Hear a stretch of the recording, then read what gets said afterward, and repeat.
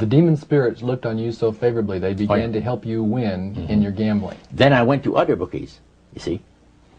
And one day, I am told of the man at the cage, where you do your bet, he says, my boss would like to talk to you. And he said, you go right through that door over there. Oh, sure. So I know the guy says, come on in. The guy's sitting behind the big desk, smoking the big cigar. So he says, you're Roger. I says, yeah. He got up and walked around me. He said, you don't look that smart. I said, what, sir? You don't look that smart. He said that you could pick horses that are winners when they're supposed to be losers. Where do you get your help? What do you mean help? I'm not getting any help. I just happen to go and...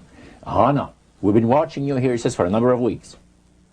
And you always leave here with some of our good money. And I'll tell you, buddy, if you want a list of all the bookies in Montreal, I'll give you a list of them. But he says, I want you out of here. And don't show up again. Because somebody's going to put a... You know what I mean. I said, okay, sir, I won't be back again. So it's a tough business to be in gambling. So even with the spirit's help, it was tough. Yeah. Well, it's stuff he's going to shoot you, yes. Yeah. The high priest would say a number of things to you when you were in these praise services, and you went to a number of them over a period of time. Talked about the issues of the great conflict. You've already touched on that a little bit. I want you to follow up on that a little bit more, Roger. Some of the things that you wrote in your book, Trip into the Supernatural, sounds a whole lot like what we as Christians today know as the Great Controversy. What were some of the things that he told you there? Well, he says that there is a great controversy going on between the force of good and evil, between Christ and Satan. And they always praise the great master, Satan, as a super intelligent being that he is, beautiful to behold, and if he ever appears to you, you won't be able to look upon him because it'll be too bright. It'll just ruin your vision. The high priest said he was in Chicago, and the Spirit appeared to him and said, Morneau and his buddy, George, has invited them to the service, and the fellow that is in charge while you're away says that he's going to wreck all the work that the spirits have done for the last few years to get these people into the society. So the high priest, which is in Chicago, picks up the phone and calls, and the spirit appeared to him, and he said the angel was so bright that he could not look upon him. And he says after he picked up the phone to dial, he couldn't dial the phone because of the fact that his vision was so terribly blurred by the light, the beautiful light of the bright being. And he asked, dial 0, and the operator came on, and she had to, dial for him. And they talk about many, many things in regards to, who's going to win this conflict. Any discussion about fire and brimstone? Yes. He says, the Bible people, talking about the Christians, they read in the Bible that, we're all going to land in a lake of fire and this and that. So that's baloney. He says the conflict is going to end peacefully.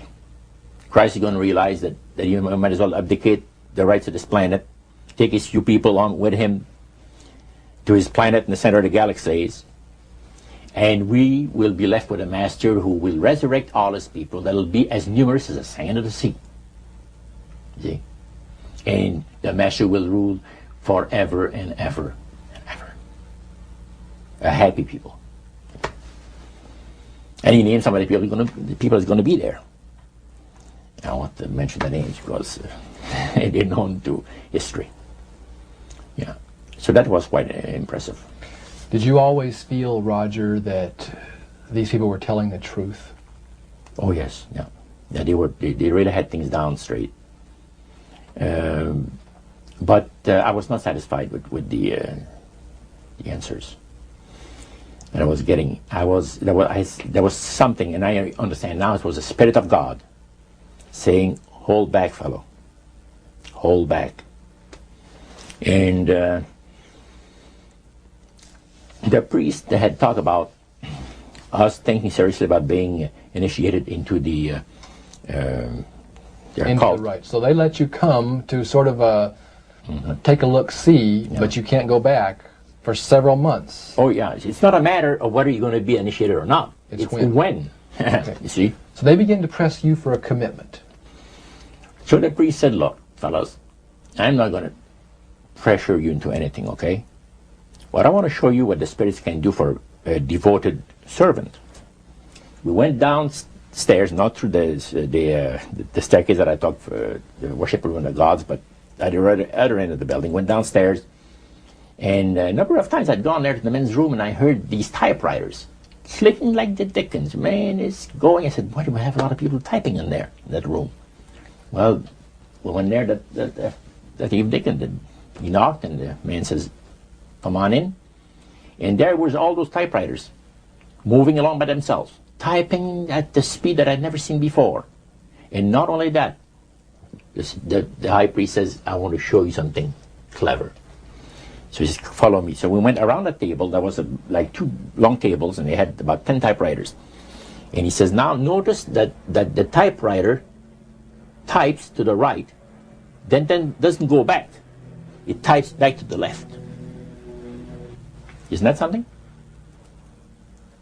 I had never heard of things like that before. He said the spirits are doing the work. And he introduced us to the man. And the man is a lawyer. And he said, how much money did you make last year? Oh, he says, it's in the 6 figures. You see?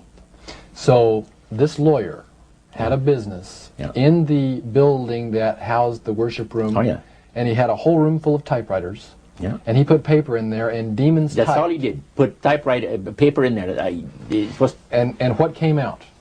What was it that came out? different briefs for court cases. And so he would sell these to people? Oh yeah. Okay. He had this service to the legal profession. And the high priest was The showing... United States and Canada.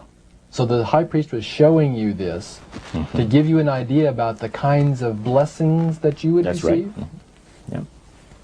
But after you left that typewriter, the room where the lawyer was, they tried to draw you into a commitment by getting you to make a public profession. Tell us about that. Well, they have a super beautiful resort in the Laurentian Mountains, which is north of Montreal, north of Saint Agathe. Saint Agathe is a famous name there in Montreal. Montrealers, because they all go Saint Agathe or north there, you know, the summer home and that. So they had a big resort up there for their people, you know. It was a closed society. And they had on October the 30th, Halloween, is that? October 31. 31, last day of October.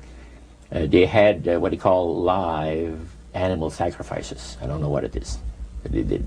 We could never find out. By the time that the Lord pulled me out of there, I had not yet found out what it was.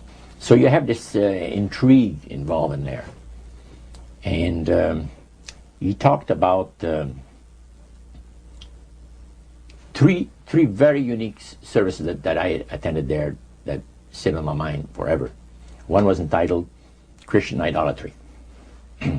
Another one was entitled The Super Deception of a Glorious New Age, which actually applies to the New Age today. And this was 1946 that we're talking. And then the other one was Satan's Great General Council of the 1700s. And the mysterious things that I heard there was an eye-opener. First of all, we'll go through the Great General Council. Okay. At the beginning of the 1700s, said the high priest, Satan and all his spirit counselors held a Great General Council with one purpose in mind. It was to prepare for the great industrial age that was soon to break upon the world.